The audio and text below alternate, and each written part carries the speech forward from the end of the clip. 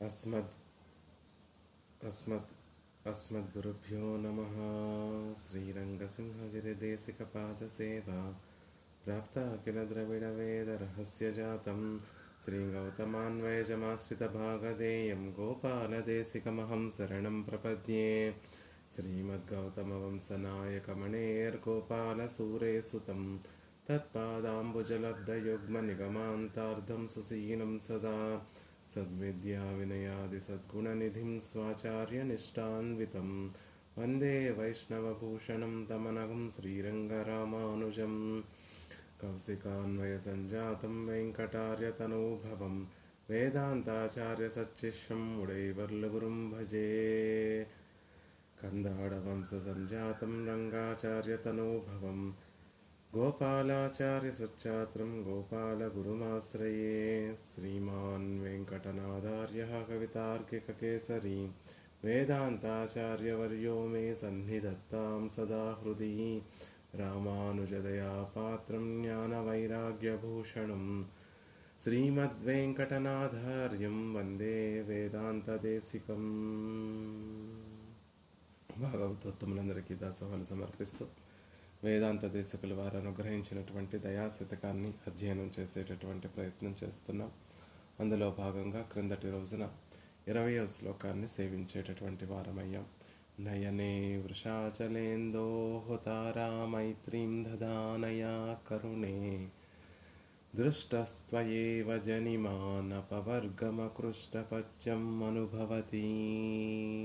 దేశకుల వారు దయా శ్రీనివాసుని యొక్క దయ యొక్క వైభవాన్ని తెలియచేస్తూ నయనే వృషాచలేందోహ తారా మైత్రీం దధానయా కరుణే, ఓ కరుణే, ఓ దయాదేవి, నువ్వు ఆ శ్రీనివాసుని యొక్క తిరునేత్రములతోటి ఒక అవినాభావ సంబంధం కలిగినటువంటి విధానివి. చంద్రుడికి ఎలా అయితే నక్షత్రములతోటి ఒక చక్కటి సంబంధం ఉందో అలా శ్రీనివాసుని యొక్క కృపా తిరునేత్రములకి దయాదేవికి కృపకి ఒక అవినాభావ సంబంధం ఉంది అనే విషయాన్ని తెలియచేస్తూ ఆ తిరువేంగడముడియాని యొక్క కృపా తిరునేత్రములు ఎప్పుడూ కూడా కృపా కటాక్షాలతోనే విరాజిల్లుతూ ఉంటాయి అని చెప్తూ దృష్ట త్వయేవ జనిమానపవర్గం అకృష్టపత్యం అనుభవతి. ఎవరైతే ఈ లోకంలోకి పుడుతూ ఉంటారో జన్మిస్తూ ఉంటారో అలా జన్మించే వారి యొక్క జన్మించేటప్పుడు ఆ జీవుడు ఈ లోకంలో జన్మించేటప్పుడు ఆ జీవుడి మీద గనక పరమాత్మ యొక్క కృపా కటాక్షాలు ప్రసరింపబడితే అతనికి సాత్విక గుణం అనేటటువంటిది సహజంగా అలవడుతుందని, తద్వారా ఆచార్య కటాక్షాన్ని పెరుమాళ్ల ద్వారా పొందుతారని, తద్వారా అపవర్గము అని చెప్పబడేటటువంటి పరమపదం ఏదైతే ఉందో అది అకృష్టపత్యం, ఏదో గొప్పగా సాధించుకోవలసినటువంటి అవసరం లేకుండా వారికి సులభమవుతుంది. ఆచార్య కటాక్షం చేత అది సులభమవుతుంది, సులభంగా అనుభవించేటటువంటి వారు అవుతారు. అది కేవలం నీ కటాక్షము ఆ జీవుడి మీద పడడం వల్లే, జీవుడు పుడుతున్నప్పుడు ఆ జీవుడి మీద నీ కటాక్షం పడటం వల్లే, శ్రీనివాసుని యొక్క కృపా కటాక్షములు ఎవరి మీదైతే పడతాయో వారికి పరమపదం సులభమవుతుంది అనే విషయాన్ని అందంగా తెలియచేశారు 20వ శ్లోకంలో. దాంతో ఒక దశకాన్ని రెండవ దశకాన్ని పూర్తి చేసుకొని 3వ దశకంలోకి ప్రవేశిస్తున్నాం. 3వ దశకంలో పరమాత్మ లాభము పరమాత్మ చేసేటటువంటి ప్రయత్నము, జీవుడు చేసేటటువంటి ప్రయత్నము రెండూ కూడా దయాదేవి వల్లే సాఫల్యాన్ని పొందుతున్నాయి అనే విషయాన్ని అందంగా తెలియచేస్తారు. ఆయా సందర్భాలలో జీవునికి పరమాత్మ కటాక్షం లభించి పరమాత్మని పొందాలి అనేటటువంటి ఒక భావన కలిగి, ఆభిముఖ్యం కలిగి పెరుమాళ్లను సేవించాలి అనేటటువంటి రుచి కలుగుతోంది అని, తద్వారా ఆ రుచి కలిగినటువంటి జీవుణ్ణి పరమాత్మ పొంది తాను చేసేటటువంటి కృషి ఫలిస్తోంది అనే విషయాన్ని అందంగా ఈ దశకంలో ఆయా సందర్భాలలో జీవుడి మీద పరమాత్మ కటాక్షం పడి తద్వారా ఉజ్జీవింపబడుతున్నాడు. జీవుణ్ణి పొందడం వల్ల పెరుమాళ్ళు కూడా లాభాన్ని పొందినట్టు తన కృషి ఫలించినటువంటి వారు అవుతున్నారు అనే విషయాన్ని అందంగా తర్వాత ఒక 10 శ్లోకాలలో తెలియచేస్తున్నారు. అందులో మొదటి శ్లోకమైనటువంటి 21వ శ్లోకాన్ని సేవించి దాని అర్థాన్ని తెలుసుకునేటటువంటి ప్రయత్నం చేద్దాం. సమయోపనతైః తవ ప్రవాహైః అనుకంపే కృతః సంప్లవాధరిత్రీ శరణాగతः సస్యమాలినీయం వృషశైలే సకృషీవలం ధినోతి. సమయోపనతైః తవ ప్రవాహైరనుకంపే కృతః సంప్లవాధరిత్రీ శరణాగతः సస్యమాలినీయం వృషశైలే సకృషీవలం ధినోతి. అందమైనటువంటి ఒక భావన చేస్తున్నారు. క్రిందటి శ్లోకంలో అకారవాచ్యుడైనటువంటి పరమాత్మయే లోకాలన్నిటికీ కూడా మిగిలినటువంటి పరమపదాన్ని పొందాలి, ఆయన సాయుధ్యాన్ని పొందాలి, ఆయనకి నిత్య కైంకర్యం చేసుకోవాలి అంటే మనమేమీ సాధన చేయవలసినటువంటి అవసరం లేదు. కర్మజ్ఞాన భక్తి యోగములనేటటువంటి యోగములన్నిటినీ ఆచరించవలసినటువంటి అవసరమే లేకుండా అకారవాచ్యుడైనటువంటి పరమాత్మ యొక్క కటాక్షం పడితే చాలు, సర్వరక్షకుడైనటువంటి ఆ పరమాత్మ కటాక్షం కృపా కటాక్షములు పడితే చాలు, జీవుడు ఉజ్జీవింపబడుతున్నాడు, తరిస్తున్నాడు అని చెప్పినటువంటి దేశకుల వారు ఆ భావనను ఇంకా కొంచెం చక్కగా తెలియచేస్తున్నారు. ఈ శ్లోకంలో పెరుమాళ్ళని ఒక కృషీవలుడిగా అభివర్ణిస్తూ ఆ కృషీవలుడు చేసేటటువంటి ప్రయత్నము ఫలిస్తే ఆయనకు ఒక ఆనందం కలుగుతోంది. ఆ కృషీవలుడు చేసేటటువంటి ప్రయత్నము ఎలా సఫలమవుతోంది అంటే, ఓ దయాదేవి, నీ ప్రభావం చేతనే జీవులందరూ కూడా తరించి పరమాత్మకి ఆనందాన్ని కలగచేస్తున్నారు అనేటటువంటి విషయాన్ని అందంగా ఇందులో తెలియచేస్తున్నారు దేశకుల వారు. మ్యూట్లో పెట్టుకోవాల్సిందిగా ప్రార్థిస్తున్నానండి. ఇందులో అందంగా అనుకంపే అనేటటువంటి సంబోధన చేత దయాదేవిని సంభావిస్తున్నారు. హే అనుకంపే, ఓ దయాదేవి, తవ నీ యొక్క సమయోపనతైః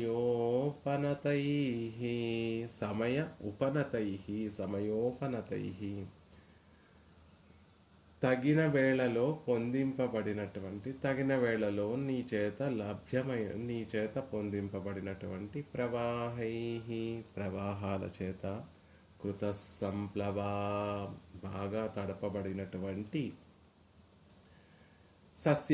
బాగా తడపబడినటువంటి క్షేత్రములు అవుతున్నాయి. అదే అలా నీ వల్ల తడపబడినటువంటి ఆ క్షేత్రములన్నీ కూడా ఏమవుతున్నాయి, ఎలా వాటికి ఒక ప్రయోజనం కలుగుతోంది అంటే, శరణాగత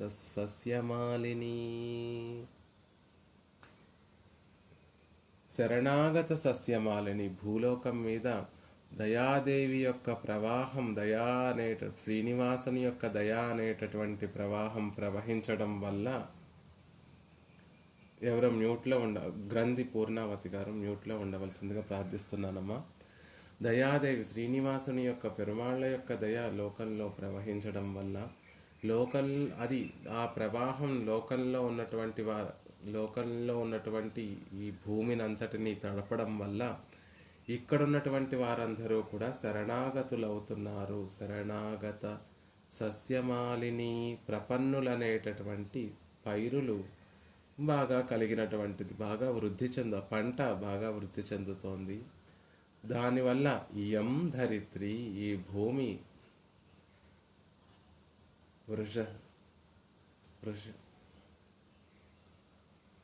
వృషశైలేశ కృషీవలం, దానివల్ల ఈ భూమి ఏమవుతోంది అంటే, వృషశైలేశ కృషీవలం, వృషాద్రినాథుడు అనేటటువంటి శ్రీనివాసుడు ఆయన ఒక కర్షకుడు. అలాంటి ఆ కర్షకుడిని ధినోతి సంతోషింపచేస్తోంది దయాదేవి. దయాదేవి పరమాత్మని ఎలా సంతోషింపచేస్తోంది, పెరుమాళ్ళని ఎలా సంతోషింపచేస్తోంది అంటే, తన ప్రవాహాన్ని, తన కటాక్షములను ఈ భూమి మీదంతా కూడా ప్రసరింపచేసి ఈ భూమిలో ఉన్నటువంటి వారందరూ కూడా శరణాగతులు అయ్యేటట్టుగా చేసి పరమాత్మకి ఆనందం కలగచేస్తుంది అనే విషయాన్ని అందంగా ప్రతిపాదన చేస్తున్నారు. ఒక మడుగు ఉంది, ఒక స్థలం ఉంది. ఆ స్థలం అంతా కూడా బీటలు బారిపోయినటువంటి ఒక స్థలం. ఏనాటి నుండో వర్షాలు పడక ఆ పంట చేను ఏదైతే ఉందో, ఆ స్థలం భూమి ఏదైతే ఉందో అదంతా కూడా వర్షం లేక బీటలు బారిపోయి పంట వ్యవసాయం చేయడానికి అనువుగా లేనటువంటి ఆ క్షేత్రం మీద ఒక్కసారి వర్షపు జల్లు పడితే, నీటి ప్రవాహం ఆ క్షేత్రం మీద గనక ప్రవహిస్తే మళ్ళీ అది పదును కలిగినటువంటిదై రైతుకు ఆనందం కలిగి అతిశయం కలిగి ఏదో ఈ వర్షంతో ఈ భూమి పదునెక్కింది, దీనిని ప్రయోజనకరంగా చెయ్యాలి అనేటటువంటి ఒక ఆలోచనతోటి ఒక ఆశ చేత ఆ రైతు మళ్ళీ ఆ భూమిని చక్కగా దున్ని అందులో విత్తనములు నాటి అందులో పంట పండడానికి అనువైనట్టుగా వాతావరణాన్నంతటిని కావలసినటువంటి విషయాలన్నిటినీ కూడా ఏర్పరిచి ఆ వ్యవసాయ క్షేత్రంలో మళ్ళీ పంటను పండించేటటువంటి ప్రయత్నం చేస్తాడు. అతని అదృష్టం బాగుండి మళ్ళీ వర్షాలు పడి నీటి ప్రవాహం గనక ఆ చేనుకి లభిస్తే, ఆ వ్యవసాయ క్షేత్రానికి లభిస్తే, తాను నాటినటువంటి ఆ మొలకలు ఏవైతే ఉన్నాయో, పాదులు ఏవైతే ఉన్నాయో అవి చాలా గొప్పగా పెరిగి వరి కంకులతోటి ఆ పొలమంతా కూడా నిండి ఉంటే ఆ కర్షకుడు రైతు ఎలా అయితే ఆనందాన్ని అనుభవిస్తాడో, దానికి మేఘములు వచ్చి వర్షించడమే కారణము అని ఆ మేఘాలను చూసి వర్షాన్ని తలుచుకొని ఒకసారి ఎలా అయితే పొంగిపోయి ఆనందాన్ని అనుభవిస్తాడో, వృషగిరి మీద వేంచేసి ఉన్నటువంటి తిరువేంగడముడియాను కూడా ఈ ధరిత్రిని చూసి ఆనందిస్తున్నాడట. లేకపోతే ధరిత్రి ఆ శ్రీనివాసుడికి ఒక ఆనందాన్ని కలిగిస్తోందట. ఎలాగా అంటే ఈ లోకంలో ఉన్నటువంటి వారందరినీ కూడా శరణాగతులుగా చేసి పెరుమాళ్ళ యొక్క పాదార విందములను ఆశ్రయించేటటువంటి వారిగా మార్చి ఉజ్జీవింపజేసి పరమాత్మకి ఆనందాన్ని కలగచేస్తోంది. దీనికి కారణం ఏమిటి అంటే, హే అనుకంపే తవ సమయోపనతై తవ ప్రవాహై అని చెప్తున్నారు. నువ్వు ఈ లోకంలో ఉన్నటువంటి వారందరి మీద కూడా నువ్వు ప్రవహించడం వల్ల, అంటే నీ కటాక్షములు ఈ లోకంలో ఉన్నటువంటి వారందరి మీద పడటం వల్ల ఈ భూమిలో శరణాగతులనేటటువంటి సస్య సమృద్ధి కలిగి ఈ భూమి శ్రీనివాసుణ్ణి ఆనందింపచేస్తుంది అని ఎంత అందమైనటువంటి భావన, ఆశ్చర్యకరమైనటువంటి భావన, అద్భుతమైనటువంటి భావనని దేశకుల వారు ఈ శ్లోకంలో అనుగ్రహిస్తున్నారు. పరమాత్మ యొక్క కృషీవలుడు ఆయన దయచేతనే మోక్ష ఫలాన్ని అనుభవిస్తున్నారు అని క్రిందటి శ్లోకంలో అనుగ్రహించి, ఈ 3వ దశకంలో భగవత్కృప వల్ల జీవులందరూ కూడా సమయాన్ని బట్టి వారి యోగ్యతను ఆయా సమయాన్ని బట్టి ప్రపన్నులవుతున్నారని, మోక్ష ఫలాన్ని అనుభవిస్తున్నారు అని, మోక్ష ఫలాన్ని పొందేటటువంటి వారు అవుతున్నారని, అలా జీవులు మోక్ష ఫలాన్ని పొందడం వల్ల ఆనందించేటటువంటి వారెవరు అంటే పరమాత్మ గొప్పగా ఆనందిస్తున్నారని ఈ 3వ దశకంలో అనుగ్రహిస్తున్నారు. పరమాత్మయే ప్రాపకుడు, ఉపాయభూతుడు ఆయనే. జీవులందరినీ పొందడానికి కృషి చేసేటటువంటి వాడు శ్రీనివాసుడే. ఆయనే మనమేదో మన ప్రయత్నంతో పెరుమాళ్ళని పొందుతున్నాము అనుకుంటాము, కానీ ఆయన ప్రయత్నానికి అడ్డుపడకుండా ఉండడమే శరణాగతి అంటే. అలా శరణాగతులమై పరమాత్మ యొక్క ప్రయత్నానికి అడ్డుపడకుండా మనలో ఉన్నటువంటి ఆభిముఖ్యాన్ని పురస్కరించుకొని పెరుమాళ్ళు మనని ఉజ్జీవింపచేయడానికి ఆయనే కృషి చేస్తున్నాడు. ఉపాయభూతుడు అంటే ఆయనే కృషి చేస్తున్నాడు అని అర్థం.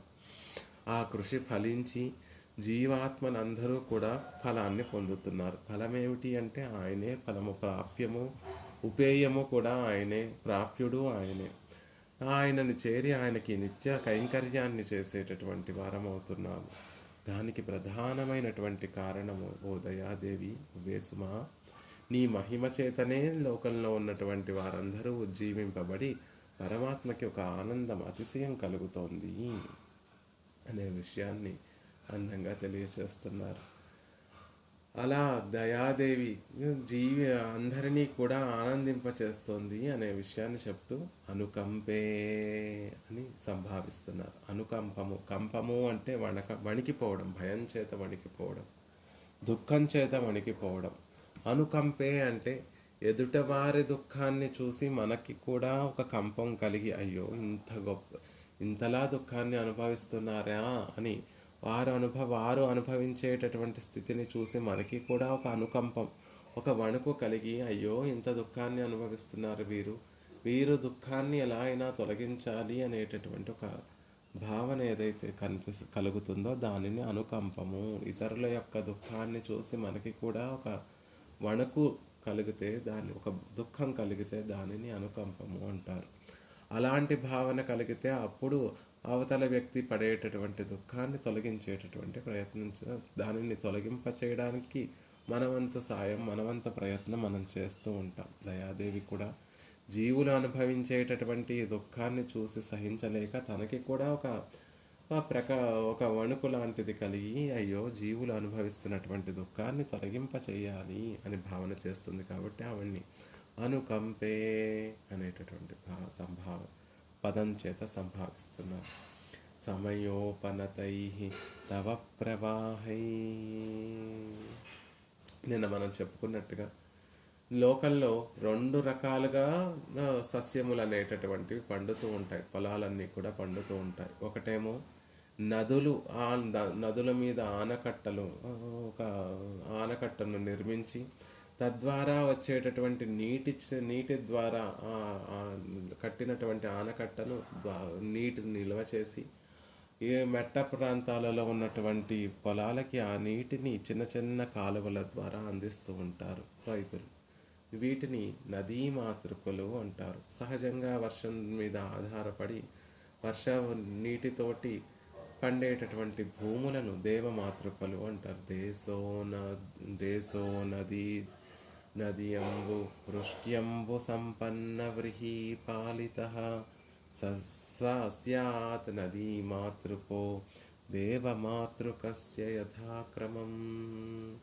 నదీ జలాల చేత పండేటటువంటి పైర్లను నదీమాతృకలని, వర్షోదకం వల్ల పండేటటువంటి పంటలను దేవమాతృకలు అంటారు. ఏదైనా సరే ఒక పంట పండాలి అంటే రైతు నీటి మీద ఆధారపడుతూ ఉంటారు. అలా నీటి ప్రవాహాల సమయోపనతై తవ ప్రవాహై. భూమి బీటల బారిపోయి ఉంటే ఆ బీటలు బారినటువంటి భూమిని మళ్ళీ పదునుగా చేయడం కోసం నీటి ప్రవాహం, ఎప్పుడైతే ఆ భూమి మీద నుండి నీరు ప్రవహిస్తుందో అప్పుడు సహజంగా ఆ భూమి మళ్ళీ ఒక వ్యవసాయానికి అనువైనటువంటి ఒక క్షేత్రంగా మారుతుంది. జీవుల యొక్క హృదయాలు కూడా పెరుమాళ్ళ యొక్క వైభవాన్ని తలుచుకొని ఎప్పుడూ కూడా పచ్చగా ఉండవలసినటువంటి హృదయాలు ఒక కాఠిన్యాన్ని కలిగి ఉండి పెరుమాళ్ళ వైభవాన్ని అనుభవించలేకుండా పాపాల చేత పెరుమాళ్ళ వైభవాన్ని, భగవద్ అనుభవాన్ని చేయకుండా బీటలు బారినటువంటి హృదయాలన్నిటినీ కూడా సమయోపనతై తవ ప్రవాహై అనుకంపై. శ్రీనివాసుని యొక్క దయ, నువ్వు ఈ జీవుల మీద కటాక్షాన్ని ప్రసరింపచేసి సమయోపనతై, సమయానికి తగినట్టుగా ఆయా జీవుడు ఏ దశలో భగవత్ కటాక్షాన్ని పొందాలో ఆ దశలో, ఏ క్షణంలో జీవుడు భగవత్ కటాక్షాన్ని పొందాలో ఆయా దశలో నీ ప్రవాహాన్ని, నీ కృపా కటాక్ష వీచికలను ఆ జీవుడి మీద ప్రసరింపచేస్తున్నావు. తద్వారా బీటల బారినటువంటి ఆ హృదయంలో భగవద్ అనుభవము అనేటటువంటి అమృతపానం చెయ్యకుండా బీటల బారినటువంటి ఆ హృదయంలో పదునెక్కుతోంది, తడపబడుతోంది. ఆ తర్వాత భక్తి బీజములు అనేటటువంటిది పరమాత్మ ఆ హృదయాలలో నాటుతున్నాడు అనే విషయాన్ని చెప్తున్నారు. కృత సంప్లవాధరిత్రీ. ఎండకు బీటలు బారినటువంటి భూమి మీద నీరు బాగా ప్రవహిస్తే దున్నడానికి ఉపయోగపడుతుంది. కాబట్టి దయా ప్రవాహాల చేత భూములు బాగా హృదయాలనేటటువంటి భూములు బాగా తడపబడుతున్నాయి. ఆ తడపబడినటువంటి నేలలో రైతు దున్ని మడులుగా కట్టి నీటిని నిల్వ చేసి ఎరువులు వేసి విత్తనాలు చల్లుతాడు. ఆ విత్తనాలు చిన్న చిన్న మొలకెత్తి చిన్న చిన్న మొలకలుగా వచ్చినప్పుడు అది విస్తారంగా పొలంలో, మిట్ట పొలాలలో విస్తారంగా నాటుతాడు. ఆ మొలకల్ని తీసుకొని వెళ్ళి మళ్ళీ పెద్ద పొలంలో వేస్తాడు రైతు. ఆ మెట్ట పంటలకి అప్పుడప్పుడు నీరు పెడుతూ ఉంటాడు. వరి, చెరుకు ఇత్యాది పంటలు గనక ఉంటే దానికి ఎక్కువ నీరు పెట్టవలసి, నీరు పుష్కలంగా ఉంటేనే ఆ సాగు అనేటటువంటిది జరుగుతుంది. వరి సాగు అనేటటువంటిది జరుగుతుంది. కలుపులు తీయడము, నీరు పెట్టడము, ఇవి రెండు కూడా ఆవశ్యకము అయినటువంటి పనులు. 2-3 సార్లు ఇలా నీరును పెడుతూ కలుపులు తీస్తూ ఉంటే అప్పుడు ఆ పంట అంతా కూడా చూడముచ్చటగా పెరుగుతుంది. ఆ పని ఇప్పుడు దయాదేవి చేస్తోంది.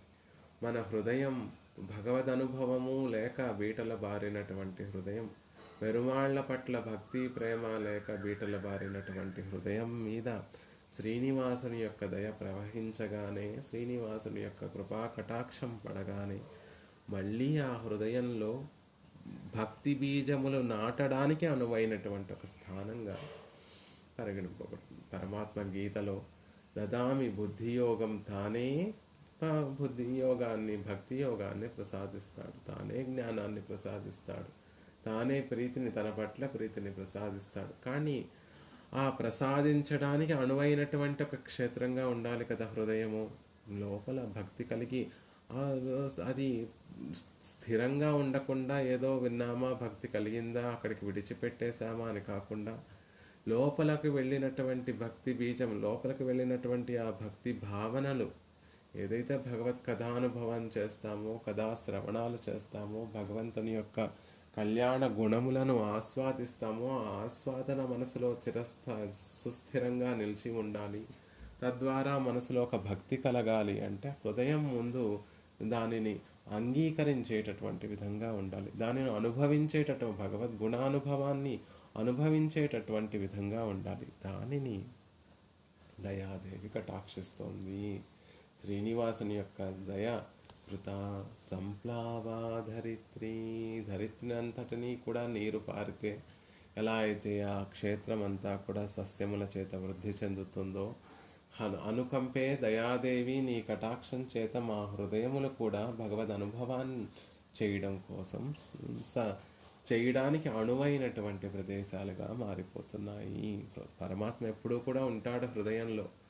మనలాంటి వారి హృదయంలో ముళ్ళ పాన్పు మీద వేయించేసినట్టుగా అతి ఇబ్బందిగా విధిపూర్వకంగా ఉండాలి. కాబట్టి విధి ప్రయుక్తంగా పరమాత్మ వేయించేసి ఉంటాడు. అదే ఆయన పట్ల ప్రీతి కలిగినటువంటి వారి హృదయంలో, ఆయన పట్ల భక్తి కలిగినటువంటి వారి హృదయంలో ఆనందంగా విహరిస్తూ ఉంటాడు. కాబట్టి దయాదేవి కటాక్షం చేత అప్పటి వరకు ఇబ్బందిగా ఉండేటటువంటి ఆ హృదయము, పరమాత్మకి ఉండడానికి ఇబ్బందిగా ఉండేటటువంటి ఆ హృదయము ఆయన లక్ష్మీదేవితో సహా విహరించడానికి అనువైనటువంటి ఒక క్షేత్రంగా మారిపోతుంది. బృందావనము అనేటటువంటి ఒక ప్రదేశము పల్లేరుకాయలతోటి నిండినటువంటి ప్రదేశం. పల్లేరుకాయలు అంటే ముళ్ళతో ఉండేటటువంటి ఒక కాయలు, అడుగు పెట్టడానికి వీలు లేకుండా ఉండేటటువంటి ఒక ప్రదేశం. ఎప్పుడైతే కృష్ణ పరమాత్మ తన మనసులో ఒక భావన చేశాడో, బృందావనానికి వెళదాము, అక్కడ మనం అందరం కూడా హాయిగా ఉండొచ్చు అని తన మనసులో ఎప్పుడైతే ఒక సంకల్పాన్ని చేశాడో, ఆ పల్లేరుకాయలతో నిండేటటువంటి ఆ భూమి గోపీజనులందరికీ కూడా నివసించడానికి ఒక ఆహ్లాదకరమైనటువంటి భూమిగా, ప్రదేశంగా మారిపోయింది. ఈనాటికి కూడా ఆ బృందావనానికి చేరి మనం అందరం కూడా ఒక అలౌక్యమైనటువంటి అనుభూతిని పొందుతున్నాము అంటే దానికి కారణం ఆనాడు పరమాత్మ చేసినటువంటి ఆ సంకల్పం. అలా ఆయన సంకల్పము అంటే ఆయన హృదయంలో కలిగినటువంటి భావన, దయ కూడా ఆయన హృదయంలో కలిగేటటువంటి భావనే. కాబట్టి ఆయన ఎప్పుడూ ఆయన దయ మన హృదయాల మీద ప్రసరిస్తే, మన మీద ప్రసరిస్తే మన హృదయాలు కూడా అప్పటి వరకు ఆయన నివసించడానికి యోగ్యం కానటువంటి ఒక ప్రదేశం కూడా బృందావనంలా మారిపోతుంది అనే విషయాన్ని అందంగా తెలియచేస్తున్నారు. అలా దయా కటాక్షం కలగడం వల్ల మన హృదయంలో ఆ పరమాత్మ యొక్క భక్తి బీజములు నాటడానికి అనువైనటువంటి ఒక ప్రదేశంగా మన హృదయంలో మారడం వల్ల కలిగినటువంటి లాభం ఏమిటి అంటే శరణాగత సస్యమాలిని, శరణాగత సస్యమాలిని, శరణాగతులైనటువంటి సస్యములు వరుసగా ధరించి ఉన్నటువంటిది, సస్యములనేటటువంటి మాలికను ధరించినటువంటిదిగా అవుతోంది ధరిత్రి. చూస్తే లోకం, భూమిని చూస్తే, ఇప్పుడంటే పట్టణములు ఎక్కువైపోయాయి, ఆ రోజుల్లో గ్రామములు కుగ్రామములు ఉండేటటువంటి రోజుల్లో ఎటు చూసినా భూమి అంతా కూడా పచ్చని పొలాలతోటి, భూమి అంతా కూడా పచ్చల హారాన్ని ధరించిందా అన్నట్టుగా ఉండేది. అలా దయా ప్రవాహం అనేటటువంటిది, శ్రీనివాసుని యొక్క కృపా కటాక్షం అనేటటువంటిది లోకంలో ఉన్నటువంటి వారందరి మీద పడగానే ఏమవుతుంది అంటే ఆ లోకంలో ఉన్నటువంటి వారందరూ కూడా శరణాగతులవుతారు. శరణాగతులు అనేటటువంటి సస్యముల యొక్క వరస ఒక మాలికగా ఉంటుంది. అంటే ఎటు చూసినా కూడా శరణాగతులే, ఎటు చూసినా కూడా ప్రపన్నులే కనిపిస్తూ ఉంటారు దయాదేవి యొక్క కటాక్షం చేత. అలా ప్రపన్నులందరి చేత ప్రపన్నులందరూ కూడా ధరిత్రికి ఒక ఆభరణంగా ఒక మాలికగా మారిపోతారు అనే విషయాన్ని అణిపుదువై అని ఆండాళ్ తల్లి అవతరించినటువంటి ఆ దివ్యదేశానికి అణిపుదువై ఆభరణంగా ఉండేటటువంటి శ్రీవిల్లిపుత్తూరు అని చెప్తారు. లోకాలకే ఆభరణంగా ఉన్నటువంటి శ్రీవిల్లిపుత్తూరు అని చెప్తారు. ఆ విల్లిపుత్తూరుకు ఉండేటటువంటి ప్రత్యేకత ఏమిటి అంటే, ఒక ఆభరణాన్ని చెయ్యాలి అంటే అది కేవలం బంగారంతో ఉండేటటువంటి ఆభరణం అయితే అంత చూడముచ్చటగా ఉండదండి. బంగారంతో ఉన్నటువంటి ఆ ఆభరణంలో అక్కడక్కడ మాణిక్యాలు ఉండాలి, అక్కడక్కడ ముత్యాలు ఉండాలి. అప్పుడు ఆ ఆభరణం చూడడానికి ఎంతో రమ్యంగా ఉంటుంది అని చెప్తారు. ఈ శ్రీవిల్లిపుత్తూరులో ఉండేటటువంటి విశేషం ఏమిటి అంటే, ఆండాళ్ తల్లి అనేటటువంటి సుడర్కొడియే, బంగారు తీగ వంటి ఆవిడ స్పృహణీయమైనటువంటి బంగారం. ఆండాళ్ తల్లి సుడర్కొడియే, బంగారు తీగ. అక్కడ వేయించేసి ఉన్నటువంటి ఆ వటపత్ర సాయి మణివన్న అని చెప్పబడేటటువంటి వటపత్ర సాయి, అక్కడ ఉన్నటువంటి ఇంద్రనీల మాణిక్యం తేజస్సుతోటి విరాజిల్లేటటువంటి స్వామి కాబట్టి ఆయన ఒక ఇంద్రనీల మాణిక్యం. అక్కడ ఉన్నటువంటి వేయించేసినటువంటి పెరియాళ్ళవార్లు మంచి గొప్ప సాత్వికులు కాబట్టి మంచి ముత్యం వంటి వారు కాబట్టి ఆ విల్లిపుత్తూరు అనేటటువంటి దివ్యదేశము అణిపుదువై లోకానికంతటికీ కూడా ఒక గొప్ప ఆభరణం ఎలా అయింది అంటే, ఒక బంగారు ఆభరణము, వట్టి బంగారు ఆభరణమే కాకుండా అందులో మాణిక్యాలు ముత్యాలతో నిండి ఉండేటటువంటి ఒక ఆభరణమైంది. అలాగా దయాదేవి శ్రీనివాసుని యొక్క కటాక్షం చేత లోకంలో శరణాగతులు ప్రపన్నులందరూ కూడా అధికమైపోయి సస్యమాలిని, శరణాగతులు ప్రపన్నులనేటటువంటి వారందరూ చేరి ఒక మాలికగా ఏర్పడి ఆ లోకానికి ఒక అతిశయాన్ని తెచ్చిపెడుతున్నారు. పచ్చని పైర్లతోటి నిండి ఉన్నటువంటి లోకం ఎలా అయితే చూస్తే ధరిత్రి ఒక చక్కటి పచ్చటి ఆభరణాన్ని ధరించిందా, మాలికలను ధరించిందా అన్నట్టుగా ఉంటుంది. అలా లోకంలో శరణాగతులు అనేటటువంటి వారందరూ కూడా ఒక ఆ మాలికగా అయ్యారు అంటున్నారు. చేతికి వచ్చినటువంటి పంట చక్కగా పండితే, పైర్లు వరుసగా ఉండి ఆ వన్నుల బరువుకి, వరి కంకుల యొక్క బరువుకి ఆ పైర్లన్నీ కూడా వంగి ఉంటే ధరిత్రి శోభాయమానంగా ఉంటుందండి. కన్నుల పండుగగా ఉంటుంది. పచ్చటి పొలము, ఆ పచ్చటి పొలాలలో వరికంకులు, ఆ వరికంకుల యొక్క బరువుకి మోయలేక ఆ సస్యములన్నీ కూడా వంగి ఉంటాయి.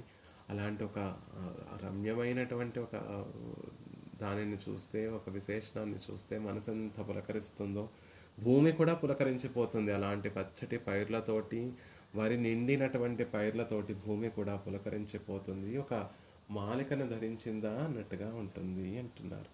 సస్యాని మలతే ఇది సస్యమాలిని. సస్యమాలిని అంటే మల, ఒక సస్యం అనేటటువంటి సస్యాన్ని మలతే ఇది సస్యమాలిని. మల శబ్దానికి ధారణే, ధరించి ఉండటము అని అర్థం. సస్యాన్ని పైర్లను ధరించినటువంటిది కాబట్టి ధరిత్రి, సస్యమాలిని ధరిత్రి అనేటటువంటి, ధరిత్రికి విశేషణంగా సస్యమాలిని పైర్లన్నిటినీ కూడా ధరించినటువంటి ధరిత్రండి అని చెప్తున్నారు. ఇలా ధరిత్రి ఉంటే ఆనందం కలగడం ఎవరికండి అంటే, ఆ వరి కంకులకి ఒక ఆనందం ఉంటుందా, ఆ చేనుకు ఒక ఆనందం ఉంటుందా? కాదు. ఆ చేనుని ఇంత గొప్పగా పండించినటువంటి కృషీవలుడు ఎవరైతే ఉంటారో వారికి ఆనందం కలుగుతుంది. మరి భూలోకం అంతా కూడా, ధరిత్రి అంతా కూడా ప్రపన్నులతోటి నిండిపోయి ఉండి, స్వామి ఐశ్వర్యం వద్దు, ధర్మం వద్దు, అర్థం వద్దు, కామం వద్దు, మోక్షమే కావాలి, అయితే నీచమైనటువంటి పురుషార్థములొద్దు, ఉన్నతమైనటువంటి నీ పాదపద్మముల కింద చేరిపోవడమే మాకు కావలసినటువంటి పురుషార్థము అని భావన చేస్తూ ప్రపన్నులందరూ కూడా ఉంటే, తద్వారా ఆనందపడేటటువంటి వారెవరు అంటే వృషశైలేశ కృషీవలం, వృషశైలేశ కృషీవలం, కృషీవలుడు పరమాత్మ శ్రీనివాసుడు ఎలాంటి వాడు అంటే ఒక కృషీవలుడండి. ఆయన మామూలు కృషీవలుడు కాదు. వృషశైలేశ కృషీవలం, వృష శబ్దానికి ధర్మము అని అర్థం. ధర్మస్వభావం కలిగినటువంటి ఒక పర్వతానికి అధిపతి ఆయన కాబట్టి ధర్మస్వభావం కలిగినటువంటి ఒక కృషీవలుడు ఆయన అని చెప్తున్నారు. ఆ కృషీవలుడికి ఎంత సంపద ఉన్నప్పటికీ కూడా కృషి చేయడమే ధర్మంగా కలిగినటువంటి వాడు. ఎంత అందమైనటువంటి మాట అంటే, ఆయన ఉభయ విభూతి నాయకుడు. లక్ష్మీదేవి చేత కూడా కోరుకోబడేటటువంటి వాడు అయినప్పటికీ కూడా ఆయన ధర్మం ఏమిటో తెలుసా? కృషి చేయడమే ఆయన ధర్మం. ఒక 1000 ఎకరాల ఆసామి అయినప్పటికీ కూడా ఇంత ఇంత ధనం ఉంది, ఇంత పాడి ఉంది, ఇంత పంట ఉంది అని ఆలోచన చేసి సంవత్సరం వస్తే మళ్ళీ విత్తనములు నాటకుండా ఉంటాడా? మళ్ళీ కృషి చేయకుండా ఉంటాడా? ఎంత గొప్ప ఆసామి అయినా, గొప్ప సంపద కలిగినటువంటి రైతైనా తన ధర్మమైనటువంటి వ్యవసాయాన్ని చివరి వరకు పాటిస్తూనే ఉంటాడు. చివరి వరకు నేను గొప్ప సంపన్నుడి కదా, కారుల్లో తిరుగుతున్నాను, బంగళాలు ఉన్నాయి అని తన ధర్మమైనటువంటి వ్యవసాయాన్ని ఎప్పటికీ కూడా మానేయుడు. అది దానిని ఎప్పుడూ చేస్తూనే ఉంటాడు. పరమాత్మ కూడా ఉభయ విభూతి నాయకుడు అయినప్పటికీ కూడా రక్షించడము, ఉజ్జీవింప చేయడము అనేటటువంటి ధర్మాన్ని ఎప్పుడూ కూడా విడిచిపెట్టనటువంటి వాడు. మనల్ని సంరక్షించడము, మనల్ని ఉజ్జీవింప చేయడము అనేటటువంటి ధర్మాన్ని ఎప్పుడూ కూడా ఆచరించేటటువంటి వాడు. అందుకే దేశికుల వారు అద్భుతంగా వృషశైలేశ కృషీవలం, మూర్తి ధర్మానికి ప్రతీక అయినటువంటి ఆ మలై తిరువేంగడం మీద వేయించేసి ఉన్నటువంటి కృషీవలుడు ఈయన. అలాంటి తిరువేంగడం మీద వేయించేసిన వృషగిరి మీద వేయించేసినటువంటి వాడు కాబట్టి తన ధర్మమైనటువంటి చేతనోజ్జీవనాన్ని ఎప్పుడూ చేసేటటువంటి వాడు. అలాంటి కృషీవలుడు విశాలమైనటువంటి భూమిలో పంటలు పండించేటటువంటి ఒక కర్షకుడు పరమాత్మ.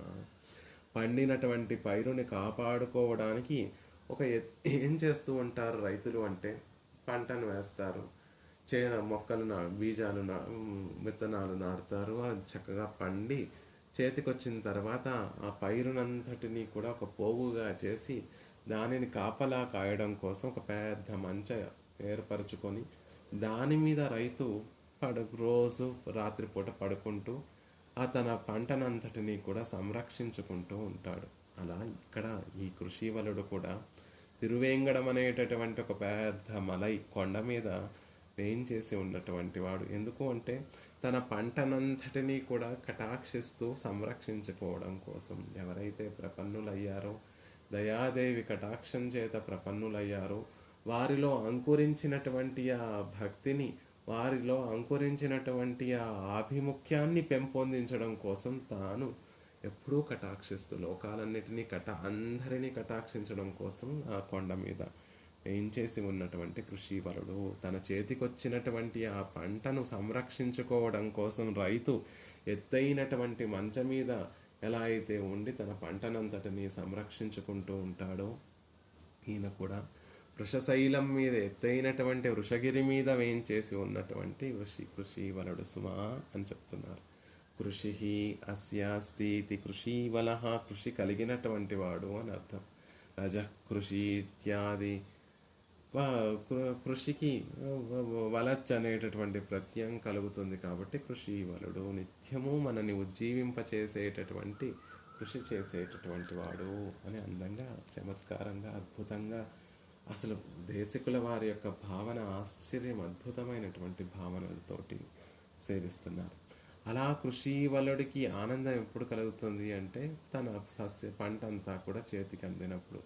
అలా దయాదేవి యొక్క కటాక్షం చేత ఈ లోకంలో ఉన్నటువంటి వారందరూ కూడా ప్రపన్నులయ్యి, లోకంలో ఉన్నటువంటి వారందరినీ, ఆ ప్రపన్నులందరినీ కూడా తాను మోస్తూ ధరిస్తూ ధరిత్రి కృషీవలం ధినోతి, ఈ ధరిత్రి ఆ పరమాత్మకి ఆనందాన్ని కలగచేస్తోంది. ఇయం ధరిత్రి కృషీవలం ధినోతి, ఇయం ధరిత్రి కృషీవలం ధినోతి. కృషితో నాస్తి దుర్భిక్షం అనేటటువంటిది ఒక నానుడి. కృషి వల్ల కరువు ఉండదు. భూమి కృషి చేసేవాడిని ఎన్నటికీ కూడా వారికి నష్టాన్ని కలగనివ్వదు. ఎప్పుడు కూడా అలాంటి వారికి లాభాన్నే కలగచేస్తుంది. ఎంత బాగా కృషి చేస్తే అంత గొప్పగా సస్య సంపదలను ఇచ్చి ధరిత్రి కృషి వలన్ని ఆనందపరుస్తూ ఉంటుంది. అలా ఇక్కడ భూమికి నాయకుడైనటువంటి ఆ ధాత్రి వల్లభుడు ఈ ప్రజలందరూ కూడా ప్రపన్నులయ్యేసరికి, చేతనులందరూ కూడా ప్రపన్నులయ్యేసరికి ప్రపన్నులుగా మార్చి ధరిత్రి వారందరినీ కూడా ఒక మాలగా, ఆభరణంగా ధరించి పరమాత్మకి ఇంకా ఆనందాన్ని కలగచేస్తోంది. భగవద్దయే కారణం. దీనికి కారణం ఏమిటి అంటే అనుకంపే. అనుకంపే తల్లి దయాదేవి సమయోపనతై తవ ప్రవాహై అనుకంపై, నువ్వు నీ కటాక్షమును ప్రసరించడం వల్లే సమయోపనతై. సమయం అంటే ఎన్నో అర్థాలున్నాయి. శపథమని, ఆచారమని, కాలమని, సిద్ధాంతమని, జ్ఞానమని, సంకేతమని, అవసరమని, నియమనమని ఎన్నో అర్థాలు ఉన్నప్పటికీ కూడా ఇక్కడ గ్రహించవలసినటువంటి అర్థం ఏమిటి అంటే జ్ఞానము అనేటటువంటి ఒక అర్థం, తర్వాత సిద్ధాంతము అనేటటువంటి ఒక అర్థం. సంసార తాపత్రయం చేత హృదయాలన్నీ కూడా ఎండిపోయి బీటలు బారిపోయినటువంటి చేతనులందరూ కూడా ఎలా రక్షించాలి అనుకుంటూ ఉంటే దయాదేవి సమయోపనతై, సిద్ధాంతం ద్వారా, జ్ఞానం ద్వారా ఈ లోకానికి, ఆ లోకంలో ఉన్నటువంటి వారి యొక్క హృదయాలను తడిపి తద్వారా వారి హృదయాలలో భక్తి బీజాలు మొలచేటట్టుగా చేసింది. ఏ సిద్ధాంతం అండి, ఏ జ్ఞానం అండి అంటే భగవద్ యామునాచార్యుల వారు, భగవద్ రామానుజుల వారు ఇత్యాది మహనీయులందరూ కూడా అందించినటువంటి విశిష్టాద్వైత సంప్రదాయము, సిద్ధాంతము అనేటటువంటి జ్ఞానాన్ని ప్రసరింపచేసి ఈ హృదయాలన్నిటినీ కూడా మళ్ళీ వారి హృదయాలలో, బీటల బారినటువంటి హృదయాలలో పదును చేసి భక్తి బీజాలను నాటింది. వారు సిద్ధాంతాన్ని ప్రచారం చేయడం చేత తప్తాప్తులు, హృదయం బీటల బారినటువంటి హృదయాలను కలిగినటువంటి చేతనులందరూ కూడా రక్షించడానికి, ఉచితమైనటువంటి విధంగా ఉజ్జీవించడానికి, రక్షింపబడడానికి అనువైనటువంటి ఒక విధంగా దయాదేవి కటాక్షించింది. కృత సంప్లవాహ, జీవుల యొక్క ఆ హృదయాలను చూసి దుఃఖపడినటువంటిది కాబట్టి ఒక అనుకంపాన్ని పొంది దయారస ప్రవాహం ప్రసరింపచేసి లోకంలో ఉన్నటువంటి వారందరి మీద శ్రీనివాసుని యొక్క కటాక్షాన్ని ప్రసరింపచేసి తడిపి ఆ హృదయాలన్నిటినీ కూడా కటాక్ష ప్రవాహాలతోటి తడిపి తాపాన్ని చల్లార్చి తద్వారా ఆ హృదయం భక్తి కలిగేటటువంటి ఒక స్థానంగా చేసింది. శరణాగత సస్యమాలిని, భగవద్ రామానుజ సిద్ధాంతమే భగవద్దయను ఈ ధరిత్రికి ఎలా వచ్చింది ధరిత్రి ఈ లోకానికి, దయ ఈ లోకానికి ఎలా వచ్చింది ధరిత్రికి అంటే భగవద్ రామానుజుల వారి యొక్క సిద్ధాంతమే. వారు మనందరి తరపున శ్రీరంగనాచ్యార్, రంగనాథుడు ఇద్దరూ కూడా ఏకాసనం మీద వేయించేసి ఉండేటటువంటి పంగుని ఉత్తరము అనేటటువంటి ఆ అద్భుతమైనటువంటి దివసంలో మనందరి తరపున రామానుజుల వారు రంగనాథుడికి శరణాగతి చేసి, శరణాగత గద్య విన్నపాన్ని చేసి మనందరి మీద ఆ శ్రీనివాసుని యొక్క, రంగనాథుని యొక్క కటాక్షాన్ని పడేటట్టుగా చేశారు.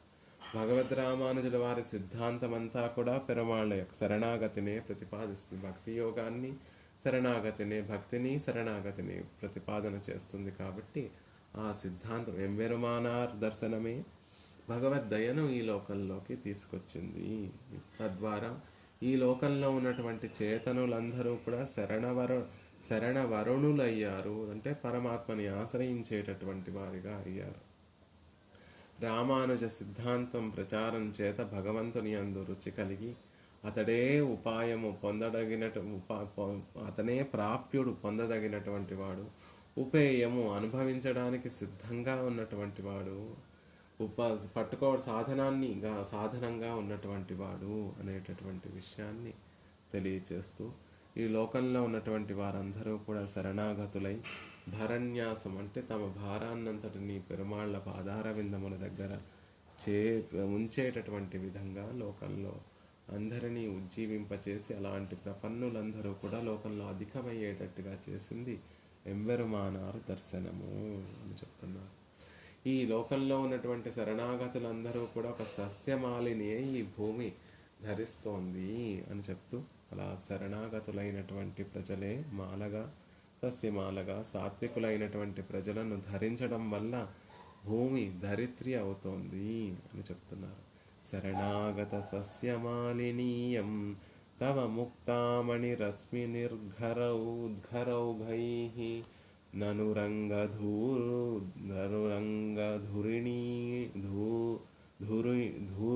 ధూరీణపాదరక్షే జగతి నిత్యమదైవ మాతృకాభూత్. రంగపాదుక, ధూరిణ పాదుక, రంగనాథుని యొక్క పాదుక, ప్రపన్నులనేటటువంటి సస్యాన్ని ధరించేటటువంటి భూమి నీ కటాక్షములనేటటువంటి జలప్రవాహము చేత ఎప్పుడూ తడపబడి నదీ మాతృకలయ్యాయి. అలా నువ్వు ఈ లోకాలన్నిటినీ కూడా నీ కటాక్షములనేటటువంటి గొప్పగా ప్రకాశించేటటువంటి తవ ముక్తామణి రశ్మి అఘైహి అని ఓఘైహి అని చెప్తున్నారు. దయాదేవి యొక్క ఉజ్వలమైనటువంటి కిరణములనేటటువంటి ప్రవాహం చేత తడపబడినటువంటిది ఈ లోకము. అలా లోకం జగతి నిత్యం అదైవ మాతృకాభూతు, నదీ మాతృకలుగా ఈ లోకమంతా కూడా ఉజ్జీవింపబడి తద్వారా కలిగినటువంటి ఫలం ఏమిటి అంటే శరణాగత సస్యమాలినిగా ఈ లోకం ధరిత్రి మారుతోంది అని పాదుకా సహస్రంలో కూడా వారు అనుగ్రహిస్తారు. కర్మజ్ఞాన భక్తి యోగాలు అనుష్ఠించడం చాలా కష్టమండి. సర్వరక్షకుడు వాసుదేవుడే అనేటటువంటి ఒక విశ్వాసం చేత రక్షణ భారాన్నంతటినీ కూడా పెరుమాళ్ల పాదార విందముల దగ్గర సమర్పించడమే శరణాగతి. అలా ఆ దృఢమైనటువంటి విశ్వాసం చేత మరొక ఉపాయం లేదు అని భావన చేసి మన భారాన్నంతటినీ పెరుమాళ్ల దగ్గర సమర్పించి తద్వారా ఈ లోకంలో ఉన్నటువంటి వారందరూ కూడా ఉజ్జీవింపబడుతున్నారు. యతిపతి అవతారానంతరం ప్రపన్న బాహుళ్యం తత్పూర్వం విరాళాః ప్రపత్తారాః. నిక్షేపరక్ష అనేటటువంటి ఒక ప్రబంధంలో దేశికుల వారే చెప్పినటువంటి ఒక సూక్తి, శ్రీ సూక్తి. యామునాచార్యుల వారు, భగవద్ రామానుజుల వారు అవతరించిన తర్వాత ప్రపన్న బాహుళ్యం, ప్రపన్నులనేటటువంటి జనులు అధికమయ్యారు. తత్పూర్వం విరళాహ ప్రపత్తారాః. అంతకుముందు ప్రపత్తి అనుష్ఠించేటటువంటి వారు చాలా తక్కువగా ఉండేవారు. అలాంటి వారు ఇప్పుడు అధికంగా ఉండడానికి కారణం ఏమిటి అంటే యామునాచార్యుల వారు, భగవద్ రామానుజుల వారు అవతరించడమే అని చెప్తున్నారు. అలా లోకంలో ఉన్నటువంటి వారందరూ ప్రపన్నులుగా మారితే ఇయం ధరిత్రి సహజంగా ఈ ధరిత్రిని ఏం చెప్తారు అంటే ఇరుల్ ధర్మ జ్ఞానం అనే అజ్ఞానాన్ని పెంపొందించేటటువంటి ధరిత్రి అని చెప్తారు. కాబట్టి ఈ భూమి అంటే జ్ఞానులెవ్వరికీ కూడా అంత గొప్పగా అతిశయాన్ని ఇచ్చేటటువంటి విధంగా ఉండదు. కానీ దేశికుల వారు ఇప్పుడు ఈ ధరిత్రి అండి అని దాని పట్ల ఒక సానుకూలతను చూపుతూ చెప్పేటటువంటి ఒక మాట. ప్రపన్న జనుల చేత ప్రపన్న జనులనే మాలలను ధరించినటువంటి భూమి అని చెప్తున్నారు. ఇప్పుడు దాని పట్ల ఒక ఆనందం కలుగుతోంది, అతిశయం కలుగుతోంది. కాబట్టి ఈ ధరిత్రి అండి అని ఆశ్చర్యాన్ని చెప్తున్నారు, ఆనందాన్ని చెప్తున్నారు. కుంపట్లో తామర పుష్పం పూసినట్టుగా ఉంటుంది అని. వయ్యత్తు వాజ్వీర్గాళ్ నామం నంపావైకు వయ్యత్తు వాజ్వీర్గాళ్. ఏమిటి ఆశ్చర్యము! భూలోకంలో ఉంటూ ఉజ్జీవింపబడేటటువంటి వారు ఉన్నారా అని ఆశ్చర్యంగా అని లోకంలో నా సహజంగా ఉండేటటువంటి ఒక భావన. కానీ ఆ రేపలను చూస్తే, అక్కడ ఉన్నటువంటి వారందరినీ చూస్తే ఇంతమంది ఉన్నారా కృష్ణుణ్ణి ఆశ్రయించి ఆనందాన్ని అనుభవించేటటువంటి వారు. అందుకే వయ్యత్తు వాళ్వీర్గాళ్, భూలోకంలో ఉంటూనే ఉజ్జీవించేటటువంటి వారులారా అని ఆశ్చర్యంతో తన ఆనందాన్ని అంతటినీ వ్యక్తపరుస్తుంది ఆండాళ్ళ తల్లి. అలా ఇయం ధరిత్రి, ఈ ధరిత్రి అండి ప్రపన్నులందరితోటి దయాకటాక్షములు, శ్రీనివాసుని యొక్క దయాకటాక్షములు పడడం వల్ల అందరి హృదయాలలో భక్తి బీజము, పరమాత్మ పట్ల ఒక సానుకూలత ఏర్పడి శరణాగతులైనటువంటి వారందరూ వేయించేసి ఉండేటటువంటి ధరిత్రి. ఇయం ధరిత్రి వృషశైలేశ కృషీవలం ధినోతి ఆనందం పరుస్తోంది. మాలను అలంకృతి అయినటువంటి పత్ని భర్తను సంతోషింపచేసినట్టుగా భార్య ఒక ఆభరణాన్ని ధరించిన దేనికి అంటే, తాను అందంగా ఆభరణాలన్నిటినీ ధరించడం దేనికి అంటే భర్తను ఆనందింపచేయడం కోసమే. తాను ఏదో అందంగా కనపడాలి, ఎవరికి అందంగా కనపడాలని కోరుకుంటుంది? భర్తకి అందంగా కనపడాలని కోరుకుంటుంది. అలా అందంగా కనపడాలని కోరుకోవడం వల్ల దానికి తగినట్టుగా అనేక మాలికలను, అనేక ఆభరణాలను తాను ధరించి భర్తకు ఒక ఆనందాన్ని కలుగచేస్తూ ఉంటుంది. అలాగా ధరిత్రి కూడా, ఈ భూమాదేవి కూడా అనేక మాలలను ధరిస్తోందండి. ప్రపన్నులు అనేటటువంటి అనేక మాలలను ధరిస్తోంది. దేనికి అంటే వృషశైలేశ కృషీవలం ధినోతి. వృషశైలేశుడు అనేటటువంటి ఆ కృషీవలుడు తన భర్తకి ఆనందాన్ని కలగచేయడం కోసమే. వెంకటాచలం అంటేనే పాపాన్ని తొలగించేటటువంటి ఒక పాపనాశకం. అలాంటి ఆ క్షేత్రం, ధర్మగిరి అయినటువంటి ఆ క్షేత్రంలో తిరువెంగడం మీద వేయించేసి ఉన్నటువంటి ఆ శ్రీనివాసుడు కృషీవలుడండి. ఉత్తమమైనటువంటి క్షేత్రంలో నివసిస్తూ అఖండమైనటువంటి భూమిని కృషి చేస్తున్నటువంటి వాడు. తద్వారా ప్రపన్న జనులందరినీ ప్రపన్నులుగా అయ్యేటట్టుగా కటాక్షిస్తున్నవాడు. అలా ప్రపన్నులందరూ కూడా వేయించేసి ఉన్నటువంటి ఈ భూమి ఒక అందమైనటువంటి ఆభరణం ధరించిందా అన్నట్టుగా ఉండి, ఆ కృషీవలుడైనటువంటి తన భర్తకి, భూనాయకుడికి, లోకాలన్నిటినీ తన తన సొత్తుగా కలిగినటువంటి ఉభయ విభూతి నాయకుడైనటువంటి ఆ శ్రీనివాసునికి సంతోషాన్ని కలగచేస్తోంది. దీనికి కారణం ఎవరు అంటే దయాదేవి స్మా అని విషయాన్ని సమయోపనతై తవ ప్రవాహై అనుకంపే కృత సంప్లవాధరిత్రి. కాబట్టి ఓ దయాదేవి, నీ కటాక్షం చేతనే లోకంలో ఉన్నటువంటి వారందరూ కూడా శరణాగతులవుతున్నారు, ప్రపన్నులవుతున్నారు. తద్వారా భూమి వారందరినీ కూడా ఆభరణంగా ధరించి కృషీవలుడైనటువంటి తన భర్తకి, వృషశైలేశుడైనటువంటి ఆ శ్రీనివాసుడనే కృషీవలుడికి ధినోతి ఆనందాన్ని కలగచేస్తోంది అని ఈ శ్లోకంలో అందంగా, ఆశ్చర్యంగా అనుగ్రహించారు దేశికుల వారు. ఆళ్వార్ల యొక్క భావన ఇందులో ఈ శ్లోకంలో కనిపిస్తూ ఉంటుంది. కయ్యార్ సక్కరత్తు అనేటటువంటి దశకంలో కయ్యార్ సక్కరత్తు ఎన్ కరుమాణిక్కమే ఎన్రెండ్రు ఒయ్యే కైమ్మా సొల్లి పురమే ఆడి மெய்யே பெத்தொழிந்தேன் விதிவாய்க்கென்று காப்பாரார் అయ్యో కన్న అరయ్యో వినిపోనాలే. అద్భుతంగా అనుగ్రహిస్తారు ఆళ్వార్లు.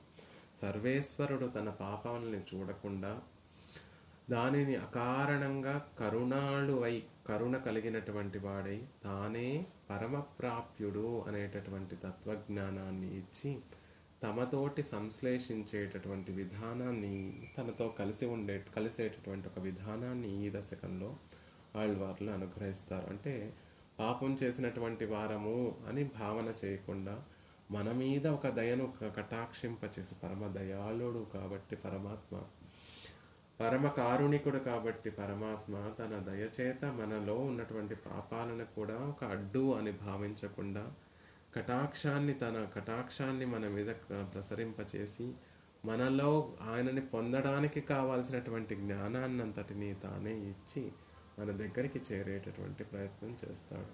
ఆ విషయాన్ని చెప్తాను. కై శ్రీహస్తంలో పరిపూర్ణ చెయ్యంతా, శ్రీహస్తం అంతా కూడా నిండిపోయినటువంటి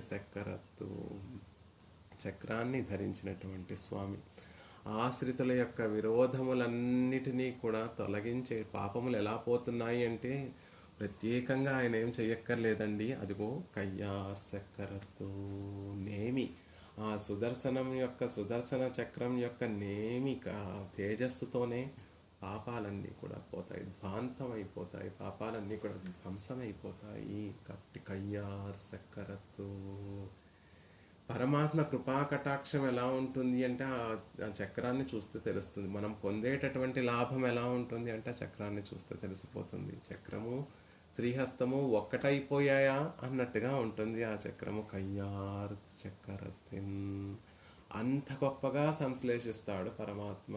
మనం ఆయన పాదార విందముల దగ్గర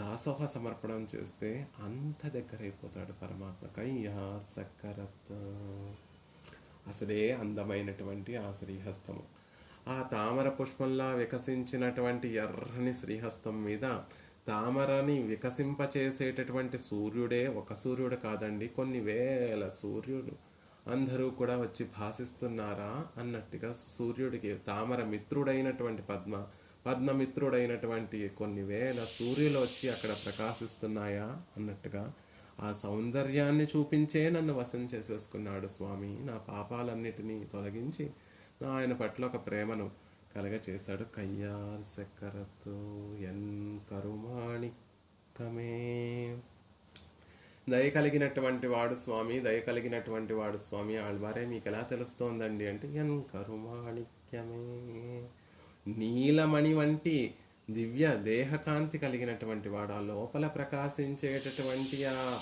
దయంతా కూడా మాకు కనిపించేస్తోంది మాలే అని ఆండాళ్ళ తల్లి సంబోధించింది. కృష్ణుడు పరీక్షించడం కోసం నేను వ్యామోహం కలిగినటువంటి వాడినని మీకు ఎలా తెలిసిందర్రా మణివన్న, వెంటనే చెప్పేస్తుంది ఆండాళ్ళ తల్లి. మణివన్న ఏమిటయ్యా, మళ్ళీ నువ్వు ప్రత్యేకంగా చెప్పాలా మాకు? నీ దివ్యమంగళ విగ్రహమే తెలియచేసేస్తుంది. బాడీ లాంగ్వేజ్, ఇప్పుడు ఒకరి పట్ల ప్రేమ కలిగి ఉంటే మన బాడీ లాంగ్వేజ్ ఒకలా ఉంటుంది, ఒకరి పట్ల ద్వేషం కలిగి ఉంటే ఒక బాడీ లాంగ్వేజ్ ఒకలా ఉంటుంది. చూడు, నీ దివ్య మంగళ విగ్రహాన్ని సేవిస్తూ ఉంటేనే మాకు తెలిసిపోతుంది ఆ లోపల ఎంత దయ ఉందో మా మీద. ఎంత దయ ఉండడం కాదు, దయయే మా మీద ఉండేటటువంటి వ్యామోహమే నువ్వు అనే విషయాన్ని నీ దివ్యమంగళ విగ్రహం తెలియచేస్తుంది. ఎన్ కరుమాణిక్యమే, మా కరుమాణిక్యాన్ని నువ్వు, నల్లటి నీల మణిమణి నువ్వు అని చెప్తున్నారు.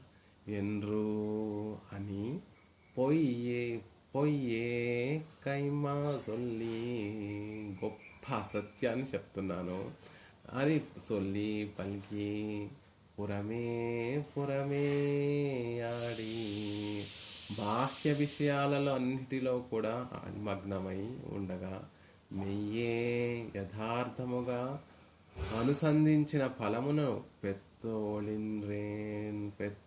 ఒళిందేన్ పొందగలిగాను. ఎలాంటి వాడిని నేను అంటే ఎన్ కరుమాణిక్యమే, భగవంతుడు నా ఇంద్రనీల మణుల కాంతి కలిగిన నా మాణిక్యము ఆయన. నేను ఆయన నా స్వామి, నేను ఆయన సొత్తుని, చక్రాన్ని ధరించినటువంటి చక్రధరుడు ఆయన. నా పాపములన్నిటినీ కూడా తొలగించేటటువంటి వాడు ఆయన. సర్వధర్మాన్ పరిత్యజ్య మామేకం శరణం వ్రజ, అహం త్వా సర్వ పాపేభ్యో మోక్షయిష్యామి మా శుచః అని చెప్పినటువంటి వాడు ఆయన. అని పైకి నటిస్తూ ఉన్నాను. నిజంగా మనస్ఫూర్తిగా చెప్పలేదు ఆ మాటలన్నీ కూడా.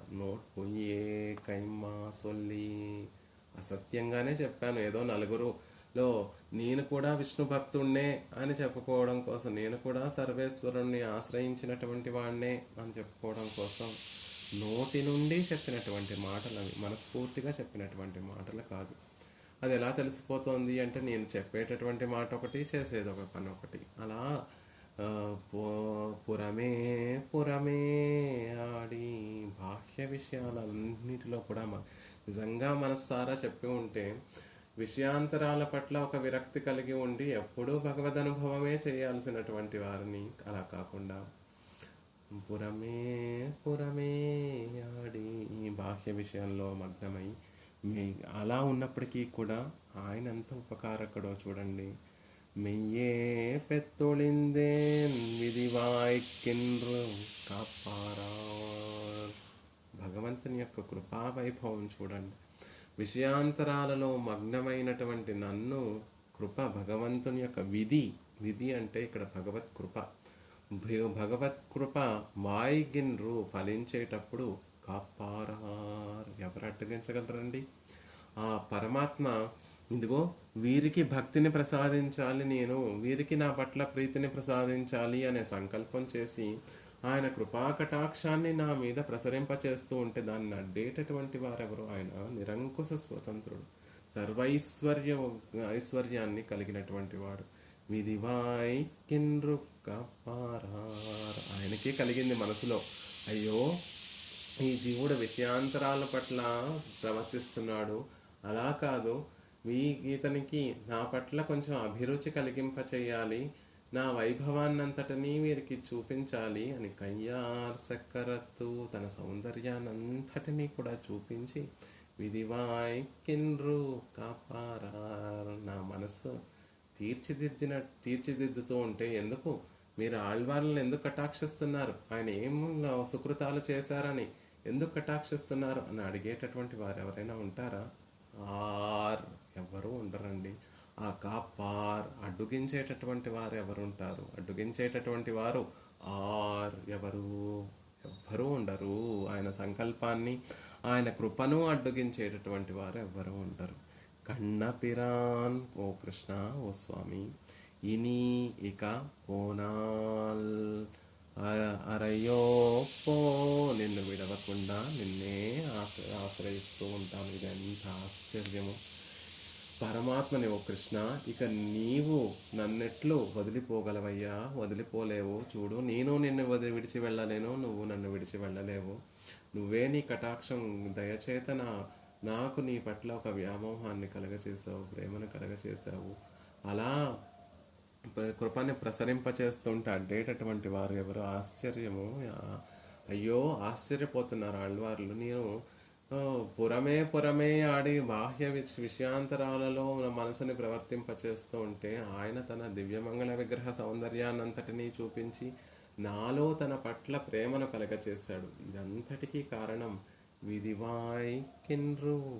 ఆయన కృప ఫలించేటప్పుడు ఆయన కృప ఒక ఫలవర్తమయ్యింది అని భావన చేసేటప్పుడు దానిని అడ్డేటటువంటి వారు ఎవరు ఉంటారు అని చెప్పిన తర్వాత ఆళ్వార్లు తర్వాత దశకంలో ఇలా ఉపదేశం చేస్తారు. పెరుమాళని ఆశ్రయిస్తే గొప్ప లాభం కలుగుతుంది, ఆయన ద్వారా పొందేటటువంటిది గొప్ప లాభం అని చెప్పిన తర్వాత ఈ దశకం తర్వాత పొలిగా ఆళ్వార్ల యొక్క ఉపదేశాన్ని విని లోకంలో ఉన్నటువంటి వారందరూ కూడా శరణాగత సస్యమాలిని, లోకంలో ఉన్న వారందరూ కూడా ప్రపన్నులైపోయి ఒక మాలికగా ధరింపబడి ఉంటుంది. ధరిత్రి వారందరినీ ధరిస్తే అదొక మాలిక ఆభరణంగా, ధరిత్రికి ఒక ఆభరణంగా ఉంటే ఆ వైభవాన్ని చూసి ఆ స్త్రీ సంపదనంతటిని, ప్రపన్న సంపదని, వైష్ణవ స్త్రీ సౌభాగ్యాన్నంతటినీ కూడా చూసి పొలిగా పోయెత్తు వల్లోయర్ శాపం అని అందంగా నలియుం నరగముం నైందు నమను కింగు యాదొన్రుమిల్లై కలియుం కెడుం కండు కొన్మిన్ கடல் வண்ணன் பூதங்கள் மண்மேல் பனியப்புகுந்தே புகுந்து இசை పాడియాడి ఊజిదర కండోం. అల్వార్లు వారు చేసినటువంటి ఉపదేశాన్ని విని బాగుపడి అందరూ కూడా ప్రపన్నులు, భగవత్ కృపని పాత్రులై అందరూ కూడా ప్రపన్నులైపోతూ ఉంటే, కడల్ వണ്ണన్ సముద్రం వంటి వర్ణం కలిగినటువంటి వాడు, సముద్రంతా దయ కలిగినటువంటి వాడు, సముద్రంలా గంభీరమైనటువంటి రుజుస్వభావం కలిగినటువంటి వాడు ఆ శ్రీమన్నారాయణుడి యొక్క పూదంగల్ దాసులైపోతే, మణ్మేల్ పుడమి మీద, యం ధరిత్రి ఈ పుడమి మీద మలియా సంపూర్ణంగా ఉగందు ప్రవేశించి, ఎటు చూసినా భాగవతోత్తములే, ఎటు చూసినా ప్రపన్నులే కనిపిస్తూ ఉంటే, ఇసైపాడి వారందరూ ఎలా ఉన్నారు? లోకంలో ఉన్నటువంటి భాగవతోత్తములందరూ కూడా ఇసైపాడి శ్రావ్యంగా పాడుతున్నారు, భగవద్ వైభవాన్ని అందంగా పాడుతున్నారు. ఆడి ఆనంద పారవస్యం చేత వారి తనువుల్ని మరిచిపోయి ఆనంద పారవస్యం చేత భగవద్ అనుభవం చేస్తూ నృత్యాన్ని చేస్తున్నారు. ఊషిధర యథేచ్ఛగా సంచరిస్తున్నారు. ఖండోం అలాంటి ఒక సన్నివేశాన్ని సేవించాము, వైష్ణవ సౌభాగ్యాన్ని సేవించాము. ఉయర్వల్ చేతనుల యొక్క వల్ చాపం క్రూరమైనటువంటి ఆ పాపము పోయిందండి. వారికి భగవద్ అనుభవానికి అడ్డుగా ఉండేటటువంటి ఆ పాపములు ఏవైతే ఉన్నాయో అవన్నీ పోయాయి ఈనాడు. నలియుం నరకముం నైందు బాధించేటటువంటి నరకము నైందు శిథిలమైపోయింది. ఇంగు నమనుక్కు యాదొండ్రుమిల్లై ఇక్కడ ఈ భూలోకంలో ఇక యముడికి ఏం పని ఉంది? యముడికి ఏం పని లేదు. నరకమంతా పుల్లెజెందు గడ్డి మొలిసిపోయింది అని తొండరడిపడి వాళ్ళు తిరుమాలయలో అనుగ్రహించినట్టుగా నరకము శిథిలమైపోయింది. ఎవ్వరూ ఆ నరకానికి వెళ్ళక ఆ నరకమంతా కూడా శిథిలమైపోయింది. యమునికి పనే లేకుండా పోయింది. ఇక్కడ ఈ భూలోకంలో యముడికి పనే లేకుండా పోయింది. కలియుం కెడుం కండుకొల్మిన్ కలి ప్రభావం అంతా కూడా నశించిపోయింది చూడండి అని చెప్తూ, పొలిగా ఈ సమృద్ధి ఎప్పుడూ ఇలాగే ఉండాలని మంగళాశాసనం చేశారు. ఆళ్వార్లు భాగవత మంగళాశాసనం చేశారు.